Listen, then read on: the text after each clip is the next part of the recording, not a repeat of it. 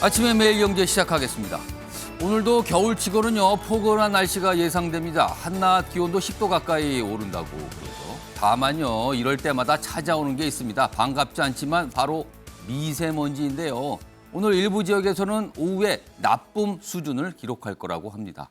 참고하시기 바랍니다. 외출할 때는요 이럴 때는 마스크 쓰는 게 가장 든든할 것 같습니다. 자, 일면 기사 바로 출발합니다. 먼저 매일경제 일면 톱 기사 전해드리죠. 자, 원화값 안정의 승부수다. 국민연금이 10% 환해지를 한다. 내용이 좀 어렵죠. 쉽게 말씀드리면 최근에 우리 원화, 그러니까 달러 대비 원화 환율이 좀 안정되고 있는 모습인데 조금 더 다잡기 위해서 국민연금이 달러를 푼다는 겁니다. 그럼 시중에 달러가 많아지잖아요. 그러면 아무래도 환율이 안정될 겁니다. 이 얘기죠. 정부는요 비율을 못 박아 통보를 했는데요. 최소 336억 달러 시장에 공급할 예정이다. 그렇게 하면 달러값 하락에 효과가 있을 거다. 이런 기대를 갖고 있다는 겁니다. 다음 조선일보 확인해 보겠습니다. 역시 일면 톱 기사의 요 자리인데요. 중국 기사군요. 중국 백지 시위가 코로나 봉쇄를 풀었다. 결국에는요 중국 당국이 그동안 굉장히 완강했죠. 그러나 성랑 민심에 밀린 겁니다. 방역 완화하기로 어제 발표를 했습니다. 여기 보시면요. 뭐 10가지 조치를 일단 내놨는데요. 주민들 강제 PCR 검사를 없애고 그다음에 주택 봉쇄, 그다음에 뭐 지역 이동 금지 이런 거 안 하기로 했다. 해제했습니다. 지금은요. 뭐 한 명만 나오면요. 그냥 도시 전체가 마비가 돼 버리잖아요. 이런 거 안 하기로 했다는 겁니다.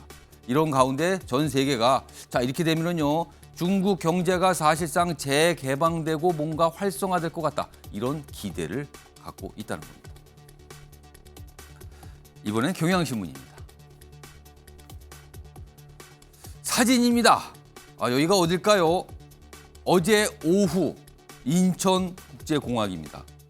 우리 축구 국가대표팀 선수들이 어제 귀국을 했거든요. 제목은 이렇군요. 뜨거웠던 그대를 위한 뜨거운 환영이다. 여기 보시면요. 우리 선수들 지금 입국장에서 나와 있는데 뒤에 보면 엄청나게 많은 분들이 환영을 하기 위해서 지금 다 핸드폰 들고 찍고 있죠. 이 정도 인파. 어떻게 보면은 어떤 연예계의 뭐 슈퍼스타가 등장한 것 같기도 하죠. 어제 이런 모습 인천공항에서 있었습니다. 마지막으로 서울신문 확인해 보겠습니다. 자, 이쪽 끝에 있습니다. 시멘트에 이어서 철강과 석유화학 오늘 업무 개시 명령 내릴 예정입니다. 추가가 되는 겁니다. 자, 한덕수 국무총리 주재로 임시 국무회의를 열어서요 업무 개시 명령 발동하겠다고 공개를 하는 거죠. 그런 가운데 주유소 품절 정유는 일단 제외가 됐습니다. 이것도 이제 뭐 검토 대상에 올라갈 수 있는 겁니다.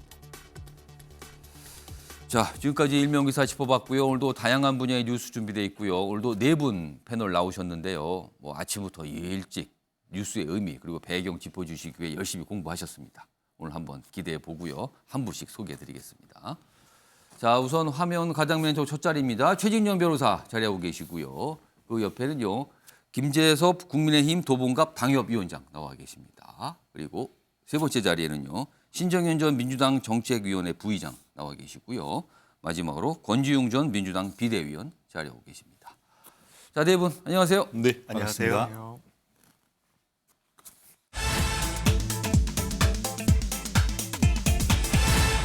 자, 오늘의 첫 번째 이슈 키워드로 확인해 보겠습니다. 첫 번째 키워드는 모였답니다. 모였다. 사람들이 어느 자리에 모였다. 이게 키워드로 나온 겁니다. 그렇다면 그 모임 자체가 굉장히 의미심장하다는 뜻이 될 겁니다. 기사로 확인해 보죠. 국민공감. 어제 국민공감이라는 모임, 공부 모임이라고 해요. 국민의힘 내부에 있는 거죠. 자, 그게 열렸는데 첫 행사가 국민공감 의원총회를 방불케 한 친윤 공부 모임이 떴다. 그런데 의총을 방불케 했다는 이유는요. 국민의힘 국회의원 71명이 현장에 있었어요.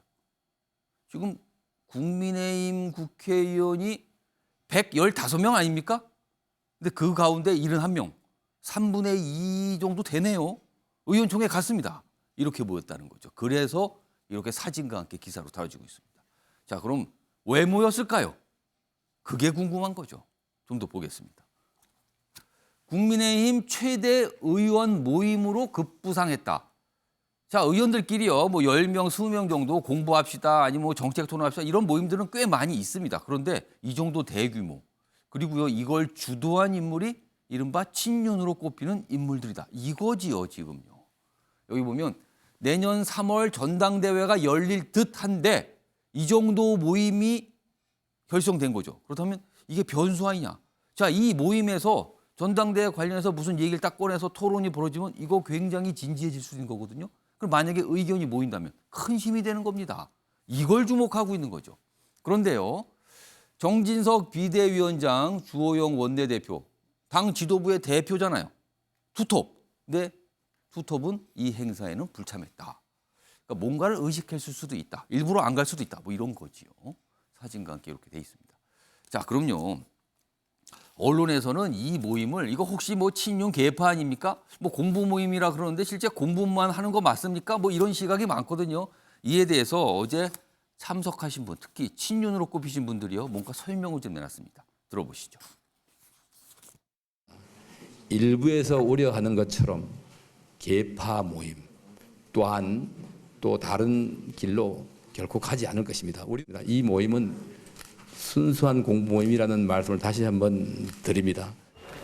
의원들 70분이 모인 모임이 개파 모임입니까? 그런가요? 네, 그래서 저는 이거 개파 모임이라는 그런 지적들을 저는 오늘 극복한 그런 출범이라고 생각을 해요. 지금은 정치적인 색깔을 띠고 있지 않다. 그리고 국민의힘 공부모임으로 적어놨잖아. 국민의힘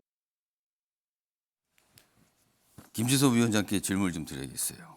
극구 개파 아닙니다. 공부하라고 모인 겁니다. 공부만 할 겁니다. 이걸 강조해요. 근데 규모가 좀 심상치 않아요. 115명의 국민의힘 의원 가운데 여기에 회원으로 가입한 분이 65명이나 돼요. 절반이잖아요, 일단. 그렇죠. 참석은 언제 더 했고요. 그저 순수하게 공부만 한다. 이거 어떻게 판단하세요? 이제 앞서서 이 모임에 대해서 하나는 공부 모임이 맞느냐라는 지적 하나랑 그다음에 개파색으로 이제 변질되는 거 아니냐. 개파색 갖는 거 아니냐?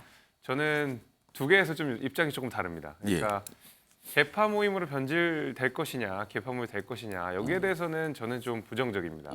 왜냐하면 기본적으로 이런 공부 모임이라고 하는 것이 국회 내에서 늘 있었던 것이고, 이 인원수의 차이는 좀 있었지만 많게는 또 한 50명 됐을 때도 있고, 예를 들면 미래통합당 출범하던 당시에도 초선 의원들이 한 50분 이상 되기 때문에 초선 의원들 모임이 50분이 넘었었기 때문에 그것을 보고 우리가 막 개파 논쟁 이렇게 가지는 않았거든요. 그래서 이 늘 국회에서 일어나는 크고 작은 모임들 가운데서 총선을 앞두고 그래도 좀 의기투합하면 좋겠다. 그다음에 여당이 된 이후에 처음 만들어지는 좀 규모 있는 모임이다 보니까 그렇습니다. 아무래도 다수의 의원들이 좀 참여했다 이렇게 보고 특히 개파 논쟁에서 약간 벗어날 수 있는 것이 첫 모임이다 보니까 뭐 안철수 의원도 오시고 권성동 의원도 오시고 이른바 장제원 당권에 오시고. 관심이 많으신 분들이 와서 인사를 하고 간 거죠. 그렇죠. 이제 인사를 하고 간 건데 늘 그렇지 않습니까? 당권 주자들은 많은 사람들이 많은 자리에 늘 가기 때문에 오시긴 했었습니다만은 실제로 명단에는 권성동 의원과 장제원 의원, 이른바 윤핵관 중에 윤핵관이라고 불리는 분들은 사실 한 발자국 떨어져 있거든요. 그분들은 회원 가입을 안 했어요. 회원 가입을 안 했습니다. 그래서 사실 개파 논쟁으로까지 번지기에는 앞으로 좀 우리 두고 볼 일이다 이렇게 생각이 되고 한마디로 말씀드리면 언론에서 약간 오바해서 보는 겁니까? 아무래도 지금? 이제 규모가 크고 주요 인사들이 좀 들어가 있다 보니까 그런데 사실은 국회 내에서 특히 이제 국민의힘 내에서 있는 모든 모임들 가운데서 저 인사들 중에 주요 인사들이 빠지는 모임은 거의 없을 거라고 생각합니다. 그래서 이것이 특정한 개파 이렇게까지 가는 것은 조금 너무 과대한 해석이고 공부 모임으로 봐달라 이 말씀입니까? 그런데 저는 단순한 공부 모임은 아닐 거라고 생각합니다. 그럼 뭡니까 그러면? 약간 이게 중간의 영역에 있는 것 같은데 앞으로 전당대회를 두고 어떤 식으로 이 행사들이 이끌어 나간든지 아니면 2회, 3회 어떤 이벤트들이 있는지를 우리가 앞으로 두고 보고 유보적으로 판단을 해야 될 것 같은데 첫날에는 이렇게 70분이 다 왔지만 둘째 날 가면 한 절반 정도 줄 수도 있습니다. 줄 것이다. 또 그다음에 바빠서 안 오고 또 절반 정도로 줄 수 있습니다. 만약에 공부 모임이라고 해놓고서는 인원수가 계속 이렇게 빠진다고 하면 예. 실제로 이것은 공부 모임이었던 것이 아니라 예. 어떤 정치적인 목적들, 예를 들면 말씀 주신 대로 전당대회라든지 아니면 어떤 세력 그 규합이라든지 이런 식으로 갈 가능성들도 있는 것이지만 적어도 이 첫 장면만 보고서 이걸 바로 개파로 단정짓기는 어렵다 이렇게 말씀을 드리겠습니다. 일단 유동성이 있다, 변동성이 있다는 거네요. 다음 모임이 언제인지 모르겠지만 그때 출석률 확인해 보면 좀 가늠할 수 있다 이 소리도 들리기도 하네요. 요 관련해서요. 권지웅 전 비대위원께 민주당에 계셔서 또 개파하면 옛날에 민주당이 또 굉장히 많았어요. 지금은 뭐 정리가 됐네 아니라 그러지만 한때 대선 때만 가도 개파가 굉장히 많았죠. 대선 주자별로 뭐 한 제 기억만으로도 한 5-6개는 능히 있었는데 충분하게 경쟁 정당의 지금 상황이에요. 이 모임이 어떻게 좀 보이십니까? 뭐 민주당의 경험에 좀 빗대서 보면. 그러니까 김재섭 위원장께서 사실 예. 개파 모임이 아닌 어떤 성격에 대해서 이야기해 공부 성향이 주시긴 가는 것 같다는 쪽으로 얘기를 했죠. 했지만 저는 지금 이 모임이 논의되는 이 시기가 예. 사실은 윤석열 대통령이 이제 관저에 이제 권성동, 장제원 등 예. 이제 윤핵관 분들을 모시고 요즘에 관저에서 만찬하는 경우 많죠. 오늘도 잡혀 있어요. 뭐가 네. 또. 예. 그리고 어쨌건 국민의힘은 지금 예. 다음 이제 대표를 뽑아야 되는 상황인데 사실 윤석열 대통령의 마음이 어디가 있는지를 다 관심 있게 지켜보고 있는 상황 예. 속에서 이 모임이 열렸습니다. 아. 그리고 이제 과거에 보면 이준석 대표가 사실은 사고 상태였는데 예. 거의 뭐 거리 상태로 이해시켜서 비상대책위원회를 만들 때에도 윤석열 대통령의 그 내부 총질 문자가 되게 큰 역할을 했어요.